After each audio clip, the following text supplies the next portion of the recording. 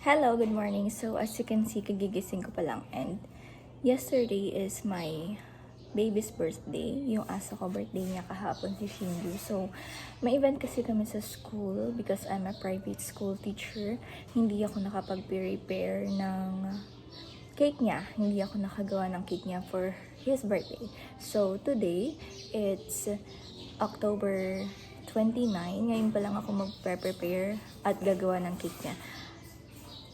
Pero kahapon, pagdating ko galing school ay bumili na ako agad sa market ng mga kailangan ko. So, first is bumili ako ng chicken. Chicken breast. It's a chicken breast kasi sabi nila it's healthy for dogs kasi it's less cholesterol. So, eto, chicken breast. 1 kilo lang ng chicken breast and then 2 carrots. And then, broccoli. So, ipapakita ko naman sa inyo mamaya kung paano yung gagawin ko. Okay, so, next, nagpunta ako ng Pure Gold to buy Heavenly Mango Flavored Yogurt. Ito siya. Ayan. And then, isang creamy yogurt. So, ipapakita ko na lang din mamaya kung paano yung gagawin ko. And then, meron pa pala yung birch tree na gatas. Wait lang, kukunin ko.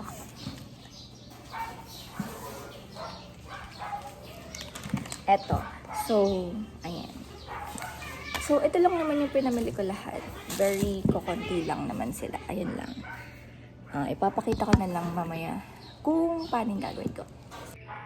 So, ayan na yung broccoli and yung carrots. So, mamaya, i-blend na lang natin yung carrots with the chicken and broccoli with the chicken.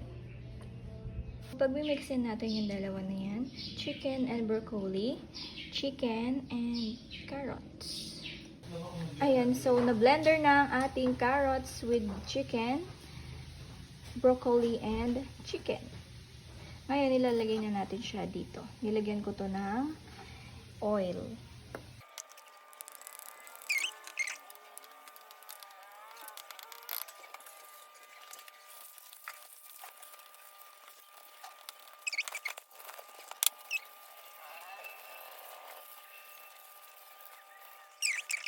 And then next natin itong creamy yogurt. Lalagyan natin siya ng konti lang na milk para hindi siya